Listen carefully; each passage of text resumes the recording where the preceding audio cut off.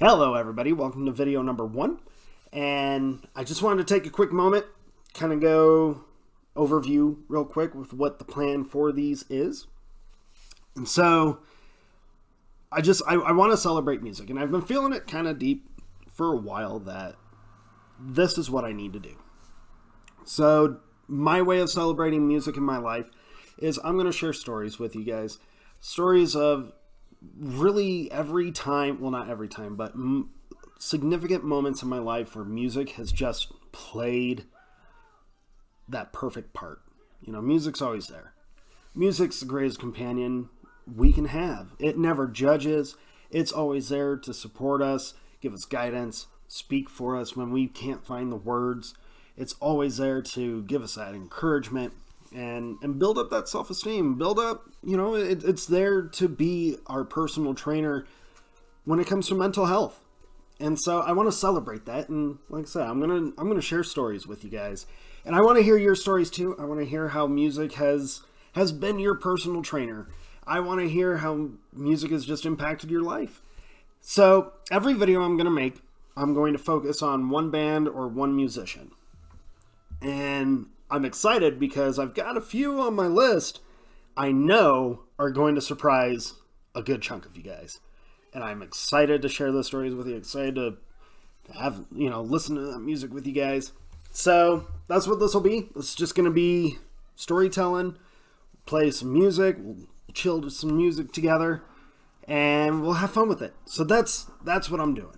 So to start it off, we're going to kick it off with the first story that I felt would be kind of an entertaining one for everyone.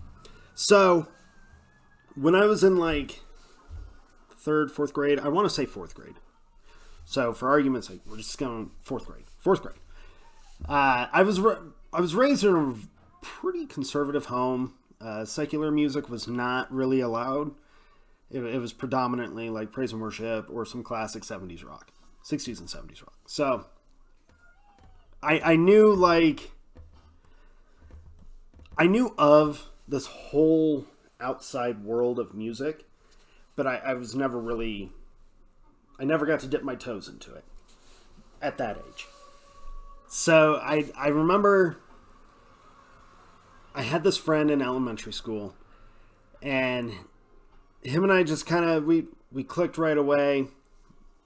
We were pretty good friends, and him and his brother were allowed to listen to whatever they wanted, and they primarily listened to rap, like late 80s, early 90s rap.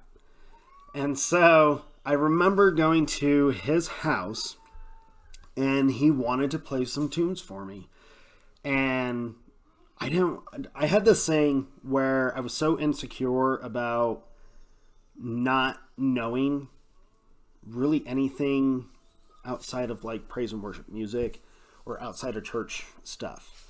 So I remember just being like, oh yeah, I totally know who these guys are. Oh yeah, that's such a great song. And having no idea what I was actually talking about. And so I remember he asked me if I wanted to listen to Snoop Dogg. And like I said, I was just like, oh yeah, let's throw on some Snoop Dogg, some Snoop Doggy Dogg. And so that's what we did. I remember sitting in his driveway, and he had this little, well, not little, it was a pretty decent sized stereo boombox, and he had the CD. It was Snoop Dogg's first CD. And I remember he put it on, and we sat in the driveway, he hit play, and that's what we listened to. And I remember on the outside, just trying to be like, oh yeah, this is cool. This is real cool, right? But on the inside, I'm like, holy heck, they're saying these words? And I didn't understand the context of 90% of what the lyrics were actually talking about. 4th grade. No kid really should know that kind of context. So I remember just being like, these guys are cool. They're dropping F-bombs. They're saying so many bad words. Oh my God, I'm not even allowed to watch movies that have these words in them. And here they are just like blatantly spewing them out. So on the inside, I'm like giddy. I'm afraid because I was like, God, if my mom and dad knew I was listening to this, I'd probably get a spanking. I'd probably be in, like, grounded and in timeout. I'd lose my toys. You know, typical punishment stuff for children at that age. But it didn't stop me, because the more I was, like, listening to it, the more I started feeling that flow deep inside, you know, where it was like, oh, something's, like, I'm connecting to something here. And not saying that in 4th grade I connected to gangster rap, but the music itself, it was new, it was different, it was, you know, the storytelling of it, and the poetry of rap back then was just like, there was something about it that just started to really sink in for me.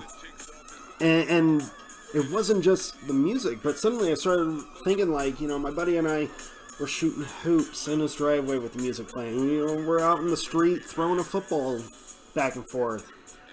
And it was like the music was just setting this perfect tone of how to enjoy life. And, you know, I've always been a big music fan, or movie fan, and music, but movie fan. And suddenly I started having this notion, this feeling of, this is like a soundtrack for how to live, for how I'm living. Like, it was really kind of a nerdy, awesome moment for me to suddenly, my brain, like, completely switched to, I can make my own soundtrack. I can, like, my life does have a soundtrack. It can have a soundtrack. At that age, it required me going to my friend's house and sneaking this music to have that soundtrack, because at home it was like, you know, whatever my mom and dad were listening to, that was what I listened to, or what my brother was listening to, that's what I listened to. And it pretty much was all primarily like God rock and praise and worship stuff. And so to go from that style to gin and juice, very 180, very just what. But I found myself kind of connecting to this outside world where this music didn't hide. It was blatant. It was up front. It had no fear. You know, it was just, here's how it is, and that's it. And it really kind of, like, stirred some stuff in me. And, you know, I'm not going to say music turned me into this rebellious kid. I was already pretty rebellious at that age. But it definitely, it gave me kind of a new leg to stand on, almost, of just, I could feel it in my brain and my mind, and inside, just something had changed, or was changing. Something was transforming inside of me that I had no idea what it was. It was really cool. It was, and like I said, there was just something about hanging out with my friend, listening to this stuff that I had no idea even existed, really. And it wasn't just Snoop Dogg. I mean, he introduced me to Tupac, NWA. We listened to a lot of Dre. We even threw in some Coolio in there, because, you know, Coolio was pretty big back then. But there was something about that first time listening to Snoop Dogg. I mean, Snoop Dogg really was, from my recollection, really the first secular music I ever heard. Ever. I'm sure that's technically not correct, because, you know, you hear music on the overheads at stores back then. But it was the first time I really paid attention to music that wasn't what I was allowed to listen to at home. And it's fun to think back on that. I mean, it's funny. And kind of just like, good Lord.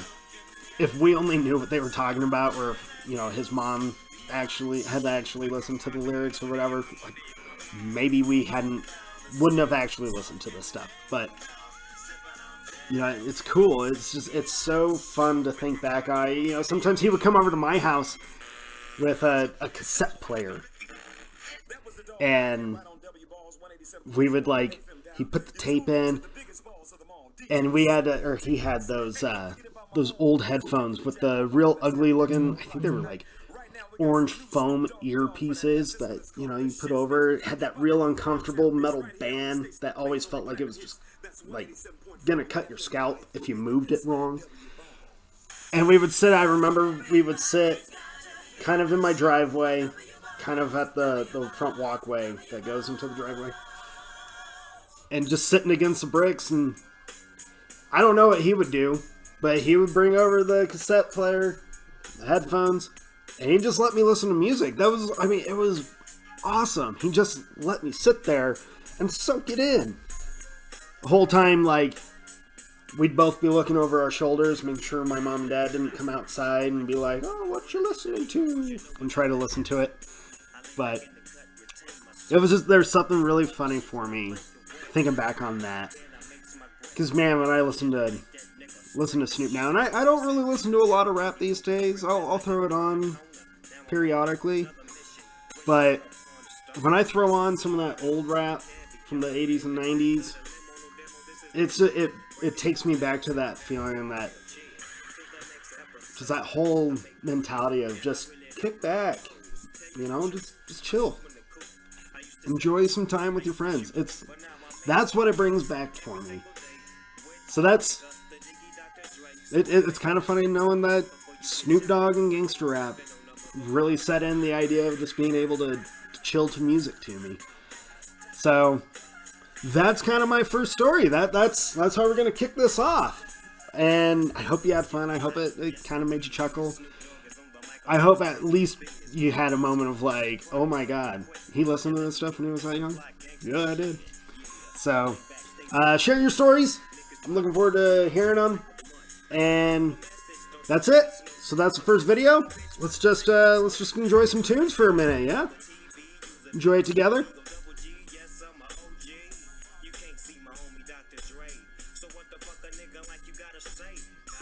Yep.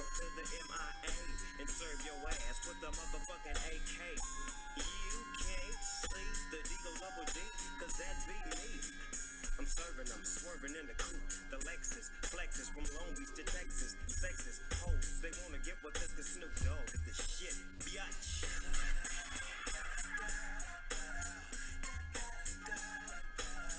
Alright guys, thank you for joining me. I hope you had fun. I hope you enjoyed it. I had fun thinking, reminiscing on that. So, turn up the tunes, and I'll see you guys on the next video. Alright, have a good day, everyone.